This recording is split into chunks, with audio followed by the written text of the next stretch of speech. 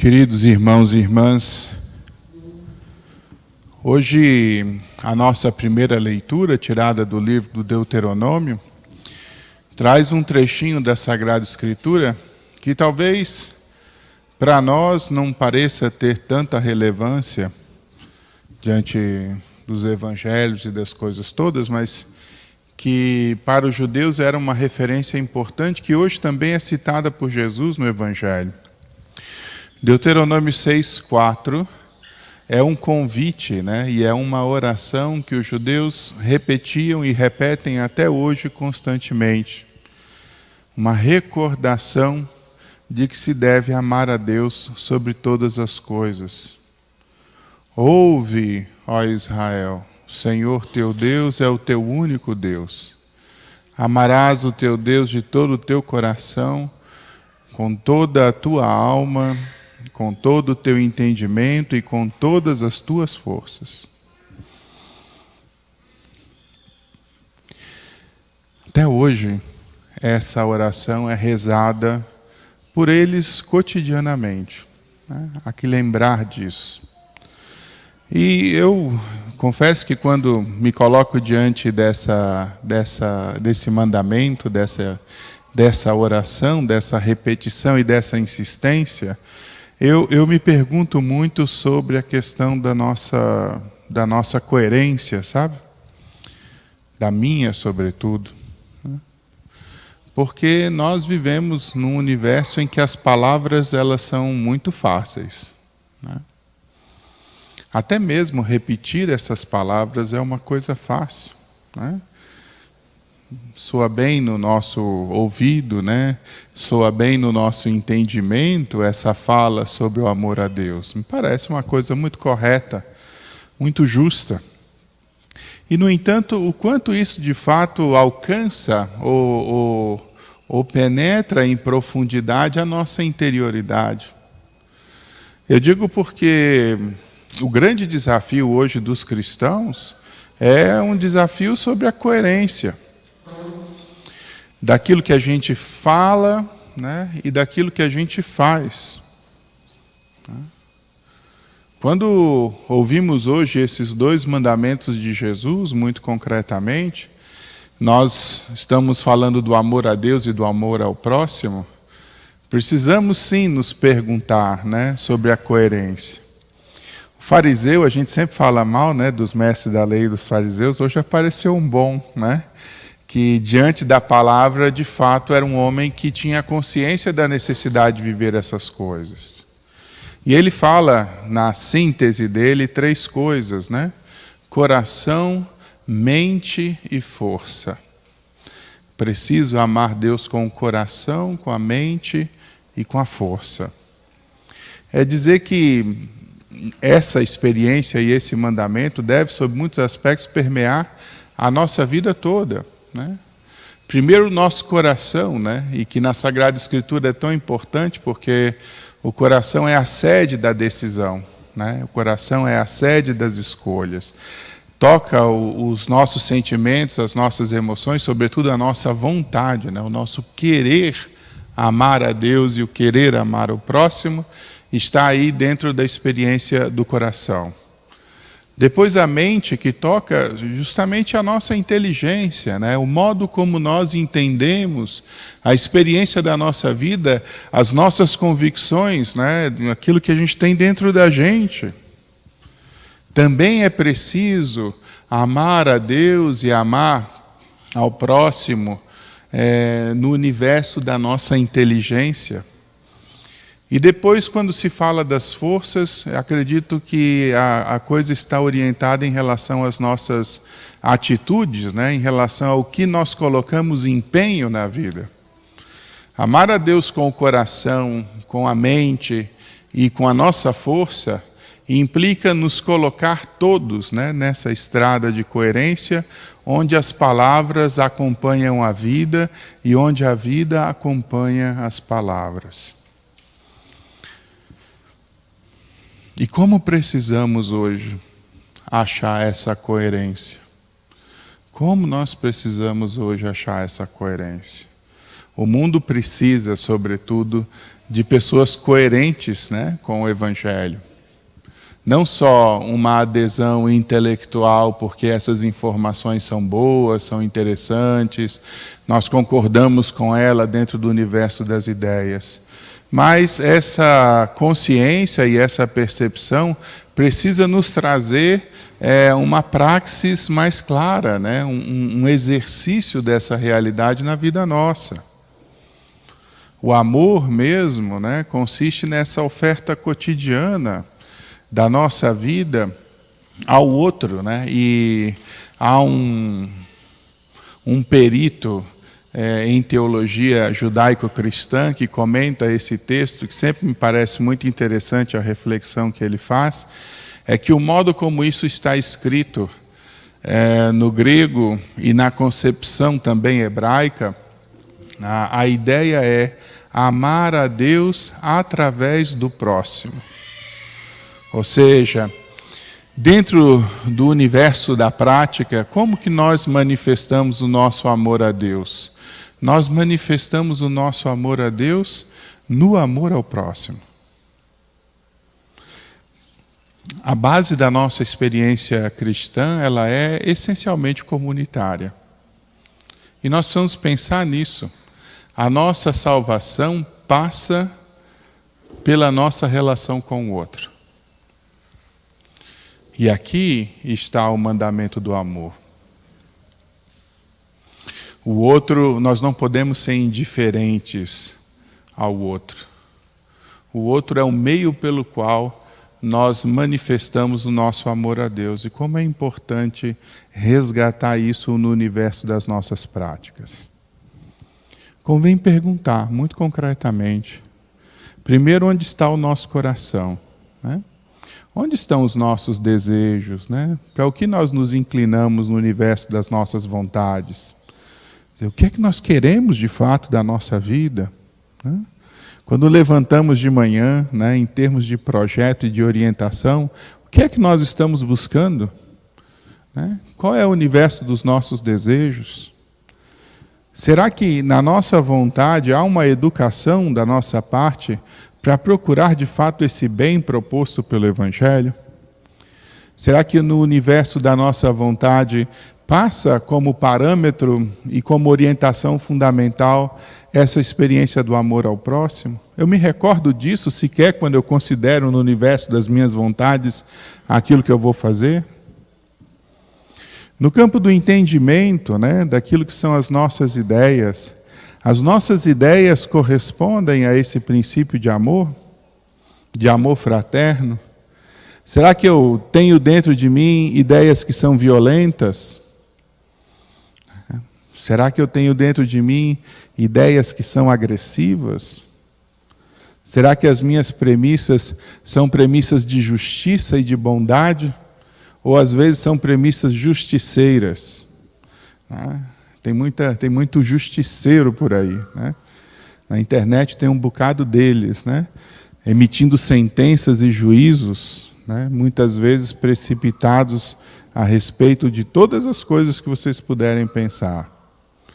Será que eu procuro a justiça e a bondade no mundo e no campo das ideias? Os meus princípios correspondem inclusive aos princípios do Evangelho? O Evangelho é uma premissa de não violência. Sob todos os aspectos, até assustadoramente dizendo, o Evangelho tem uma premissa até de renúncia, por exemplo, da legítima defesa. Embora a defesa seja legítima, o Evangelho convida a renunciar a ela. E é estranho quando a gente escuta, porque é instintivo a coisa da defesa, né? Se alguém te bate, você quer revidar.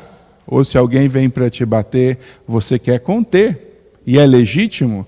É, mas o Evangelho nos convida a dar um passo além. Se alguém te bate de um lado, oferece o outro, vai dizer o Evangelho. Se alguém te toma o manto da túnica, se alguém te obriga a andar 1 quilômetro com ele, anda 2. Abençoai aqueles que vos amaldiçoam, amai os vossos inimigos, diz o Evangelho. São Tomás, até, para não ferir a ideia de legítima defesa, porque, volto a dizer, ela é legítima, ele vai dizer uma coisa que fala que a legítima defesa é legítima, mas não é meritória. Porque ele vai dizer, não vai ao inferno quem se defende. Mas ele também não fala de céu. Entendem? A proposta do Evangelho está também dentro de uma convicção profunda de que a nossa estrada para estabelecer de fato o reinado de Deus não pode passar pela agressividade e pela violência. Há uma convicção profunda e grande no Evangelho que a força do amor é uma força de atração capaz de superação de todas as violências. O Evangelho tem uma convicção de vencer as violências e as hostilidades pelo constrangimento do amor. Paulo mesmo fala disso, o amor de Deus nos constrange. Porque Ele, que é todo-poderoso, não reagiu às nossas iniquidades. Pelo contrário, aceitou ser cravado numa cruz. O que tudo pode, nada fez diante do nosso ímpeto, muitas vezes de substituí-lo com o nosso próprio critério e com o nosso próprio juízo. Quando nós ouvimos hoje essa palavra do Evangelho que fala do amor a Deus e do amor ao próximo, tenho certeza que isso cai no nosso ouvido muito bem. Ok, não é? Não, isso está muito certo, isso é muito justo. Mas no universo da prática, o que é que isso significa? Amar é, sobretudo, dar-se. Quando eu falo do amor a Deus e quando eu falo do amor ao próximo, eu estou falando de um dar-se. Um dar-se para enriquecer o outro com o dom da minha oferta. E no universo da prática, o que mais expressa efetivamente isso é a caridade, é a solidariedade para com aquele que sofre. É o alargar justamente o horizonte do auxílio, onde nós colocamos as nossas forças em vista justamente de dissipar tudo aquilo que é desigualdade e tudo aquilo que muitas vezes pode ser justamente a expressão do dano causado ao outro, que precisa ser diminuído se nós quisermos efetivamente estabelecer uma ideia de reinado de Deus, cuja premissa fundamental é o amor. Nós gostamos muito de falar de Deus como juiz, nós gostamos muito de falar de Deus como aquele que vai fazer o julgamento final nos últimos tempos, nós gostamos muito de uma ideia de um Deus que tem um poder de decidir, mas nós nem sempre queremos escutar de fato o modo como Deus se apresenta, porque é um incômodo para nós. Na revelação, Deus quis se apresentar como Pai. Na revelação, Deus quis se apresentar como amor. São João fala isso. Quem não conhece o amor não conhece a Deus. Por quê? Porque Deus é amor. Nós gostamos da ideia de um Deus distante, porque isso nos permite também nos acomodar muitas vezes dentro do universo da nossa vida, sem nos preocuparmos muito com aquilo que estamos por fazer. Mas os mandamentos permanecem aí, esses dois, e que são a essência da experiência cristã por excelência. O amor a Deus e o amor ao próximo. O amor a Deus pelo amor ao próximo. Hoje o mestre da lei diz uma coisa que é de fato bastante importante da gente escutar e que impressionou Jesus na fala. Você tem razão, mestre. Amar a Deus e amar ao próximo é mais importante e é melhor do que qualquer sacrifício de qualquer holocausto. Quando Jesus escuta isso, diz, é verdade, você não está longe do reinado de Deus. Porque é isso mesmo. O amor a Deus e o amor ao próximo é melhor do que qualquer ritual que a gente possa realizar. E talvez a gente possa encontrar na experiência do mundo cristãos que vivam de maneira mais eficiente o cristianismo do que às vezes aqueles que se dedicam imensamente ao culto, mas não são capazes de dar um passo de solidariedade com as pessoas que estão à sua volta. O culto é importante, mas ele só tem sentido se ele estiver fundado na experiência do amor. O rito é importante, mas o rito, na verdade, só tem significado se nós compreendemos o que está por trás do rito e se nós vivemos aquilo que o rito sugere. E todos os dias renovamos essa oferta de Cristo na cruz, que é a imensa caridade através de cada liturgia que celebramos. E mais, né? Nós fazemos fila e nós comungamos. Comungar não é só receber o Cristo Eucarístico. Comungar é dizer, eu estou vinculado a isso, vinculado a esse sacrifício. Em que universo e em que proporção? No universo do nosso coração, no universo do nosso entendimento e no universo das nossas atividades. Quando eu digo eu comungo, eu estou dizendo eu estou de acordo com isso.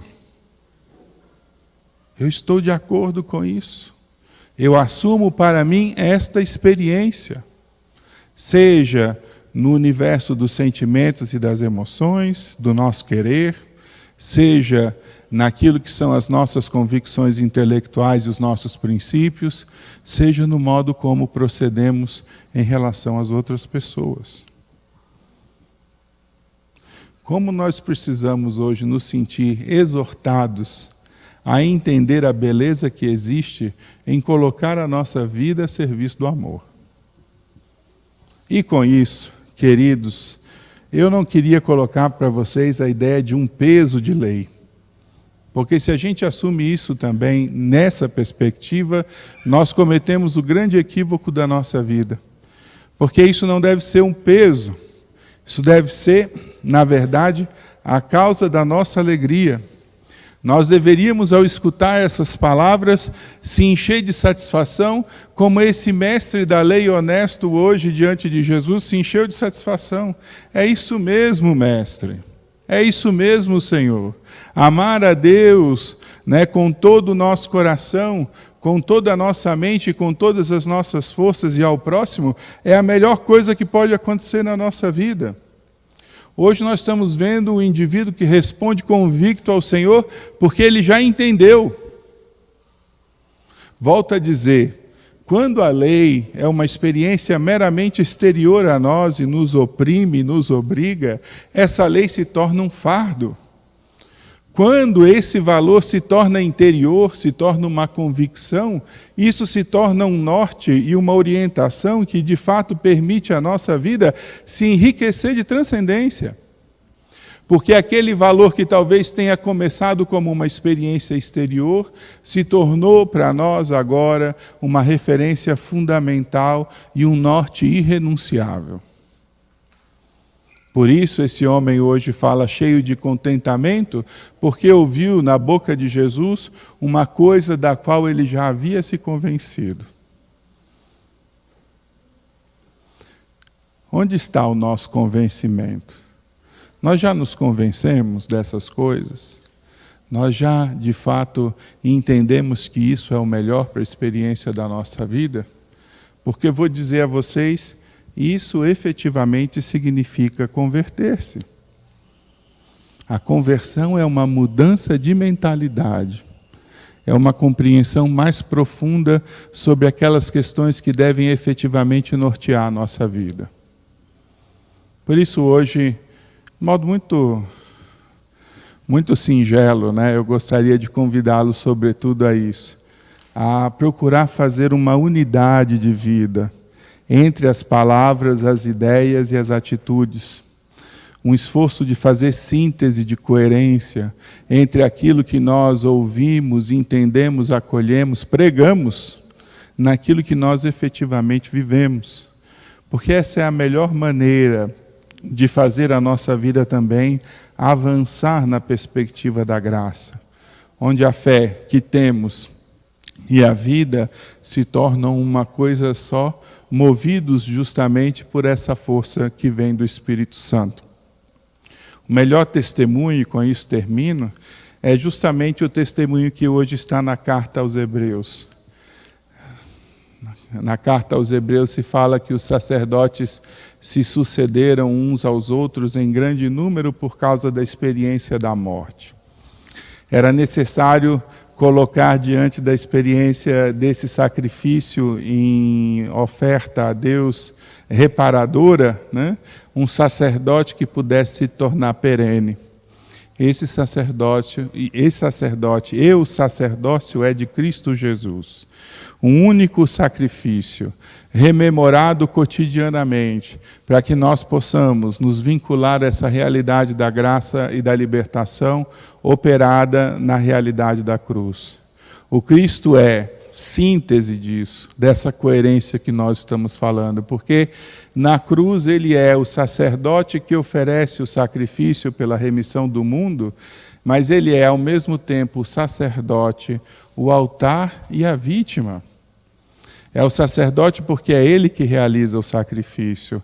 É o altar porque é realizado nele o sacrifício necessário.